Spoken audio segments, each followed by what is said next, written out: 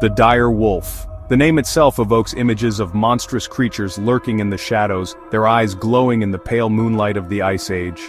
Popular culture, from movies to television, has often depicted them as larger, fiercer versions of their modern gray wolf cousins. But how much of this portrayal is truth, and how much is the embellishment of myth and legend? The reality is that the dire wolf, while certainly a formidable predator, was not a monster. It was a product of its time, a testament to nature's ability to adapt and thrive in even the harshest of environments. These creatures roamed the icy plains of the Pleistocene epoch alongside mammoths and mastodons, playing a crucial role in the delicate balance of their ecosystem. Unlike the supernatural beasts of fiction, the dire wolf's story is written not in the annals of myth, but in the very earth itself. Their bones, preserved in the asphalt seeps and frozen caves, offer us a glimpse into a lost world. They tell a tale of survival, of power, and ultimately, of extinction in the face of a changing world. The dire wolf, Canis dirus, was a creature built for power. Larger and heavier than the modern gray wolf, it possessed a stout, muscular frame perfectly adapted for tackling large prey. Imagine a wolf, but bigger, heavier boned, with a broader head and shorter limbs, its body a symphony of raw strength. Its teeth, a fearsome arsenal of bone-crushing incisors and flesh-tearing canines, were even larger than those of its modern relatives. These were not the teeth of a scavenger, but of a hunter, designed to deliver a killing blow and crush bones to access the marrow within. Their paws, though, tell a different story. While powerful, they were proportionally smaller than those of the gray wolf, suggesting that the dire wolf was not built for speed. This, combined with its massive build, paints a picture of a creature that relied on strength and power, not swiftness, to bring down its prey. Like their modern-day counterparts, dire wolves were social animals, living and hunting in packs. These packs, bound by the harsh realities of survival, roamed the icy plains, their senses attuned to the slightest scent, the faintest sound, that might betray the presence of prey. Their hunting strategies, honed over millennia, were likely a combination of brute force and cunning strategy. The dire wolf's powerful build suggests that they relied on overwhelming their prey with sheer strength, perhaps separating weaker individuals from the herd before delivering a fatal blow. Their vocalizations, a chorus of barks, howls, and growls, would have echoed across the frozen landscape, coordinating their movements, signaling the presence of prey, and warning off rivals. In the unforgiving cold of the Ice Age, cooperation was not just a choice, it was a necessity for survival.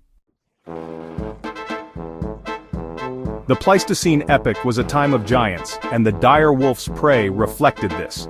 Mammoths, mastodons, giant sloths, horses and camels roamed the land, their massive forms providing ample sustenance for these apex predators. The fossil record tells a story of feast or famine, of a time when food was plentiful, and times when survival depended on scavenging the kills of other predators, or even resorting to cannibalism. Bones bearing the telltale marks of dire wolf teeth paint a grim picture of the struggle for survival in this harsh environment. It's likely that dire wolves, like modern-day wolves, were opportunistic feeders, taking advantage of whatever prey was available. This adaptability, this willingness to exploit a variety of food sources, was crucial to their survival in an environment prone to dramatic fluctuations in prey availability. Section 5. The Thaw, a Changing World. As the Ice Age began to wane, the world began to change. Temperatures rose, glaciers retreated, and the familiar landscapes that the dire wolf had known for millennia began to transform. Forests encroached on the once vast grasslands, and with these changes came new challenges. The megafauna, those giants that had been the mainstay of the dire wolf's diet, began to disappear. Whether due to climate change, human hunting, or a combination of factors, their extinction left a gaping hole in the ecosystem. The dire wolf, adapted for power over speed, may have struggled to adapt to hunting smaller, more agile prey in these denser, forested environments. Their specialized hunting strategies, so effective against massive herbivores, may have proven less successful against deer and other smaller animals. Section 6. A family secret DNA uncovers the truth. For decades, scientists believed that the dire wolf was a close relative of the gray wolf, perhaps even a subspecies. However, recent genetic studies have revealed a surprising truth. The dire wolf was not a wolf at all, at least not in the way we once thought. Analysis of ancient DNA extracted from fossilized bones has shown that the dire wolf's lineage diverged from that of the gray wolf millions of years ago. They were, in fact, a distinct lineage of canids, more closely related to African wild dogs than to today's wolves. This discovery has sent shockwaves through the scientific community, forcing us to reevaluate our understanding of canid evolution and the ecological relationships of the Ice Age. It highlights the power of genetic analysis to rewrite the history of life on Earth, revealing hidden connections and challenging long-held assumptions. Section 7. Echoes in Bone Unraveling the Past. The La Brea tar pits in Los Angeles, California stand as a testament to the dire wolf's reign. Thousands of their bones, preserved in the asphalt seeps, paint a vivid picture of their lives and deaths. We see evidence of healed fractures, suggesting a life of brutal confrontations. We find the remains of multiple individuals, hinting at pack behavior and social bonds. These fossil troves, scattered across North America, allow us to piece together the puzzle of the dire wolf's existence. We can analyze their bones to determine their diet, their social structures, and even the diseases that afflicted them. Each bone, each tooth, is a time capsule, a whisper from the past that helps us to understand not just the dire wolf, but the entire ecosystem in which it lived and ultimately perished. Section 8. Dire wolves on the silver screen. The dire wolf's imposing image and association with a bygone era have made it a popular figure in popular culture, particularly in fantasy and science fiction. From the menacing beasts of Game of Thrones to the fantastical creatures of other fictional worlds, the dire wolf continues to capture our imaginations.